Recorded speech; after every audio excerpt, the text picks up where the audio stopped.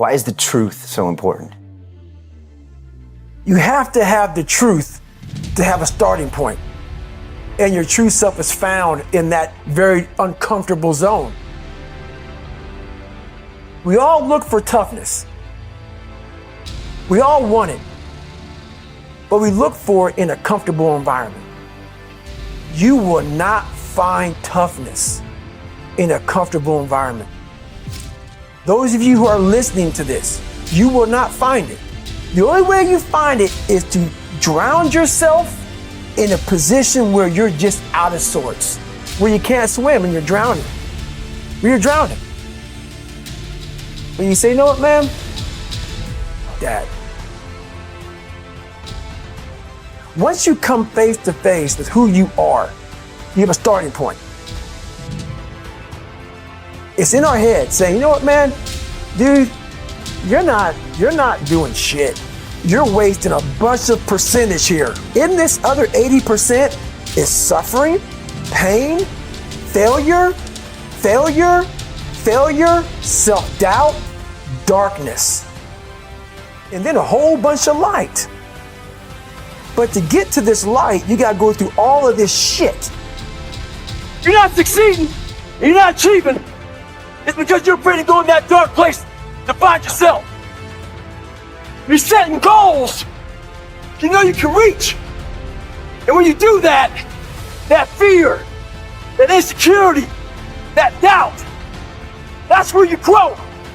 You must always set goals that you think you cannot achieve. And in there you get better. When that alarm clock goes off at 4 or 5 in the morning, your mind says no. You just say, this is what we do. It's what we do now. Because to get to where you want to go, the amount of pain involved, the amount of mental pain of how many times you're going to have to do something that you don't want to do to get to where you want to go. Every day, you must ask yourself, did I do enough? And then once you do this over and over and over again, it becomes like breathing. I don't want to live this lifestyle, but to get to the other side of this, I have to. So if you really want it, you realize what trying is and what trying is not.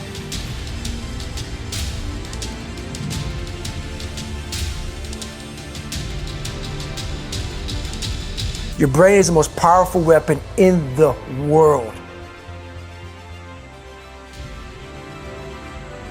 Once you put away your phones and your computers and all that shit we have nowadays,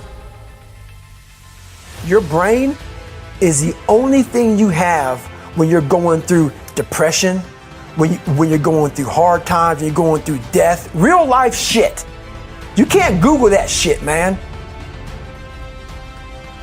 You're alone.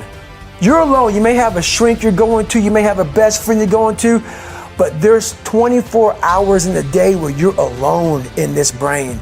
And your brain is talking to you in all kinds of ways. And it wants to control you and pull you in these different pockets. If you can't control your own brain and your brain controls you, you're fucked.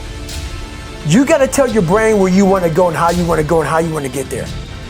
You got to control it. If not, it's over. It's over. All I knew back then was hard work. You gotta work hard. You gotta work hard.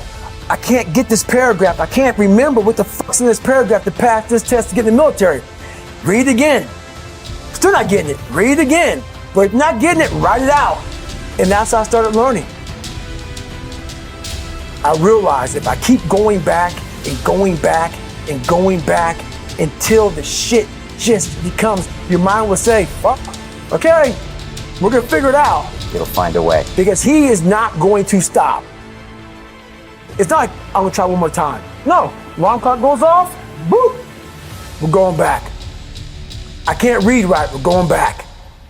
I gave myself no way out, and my mind realized that. They said, okay, we're gonna adapt and overcome now. That was my mindset. And that's how you get through things. You put yourself, you immerse yourself wherever it is, and you become that. I became hell. And that became my new norm. I gave myself no way out. There was nothing outside these walls of hell. Nothing.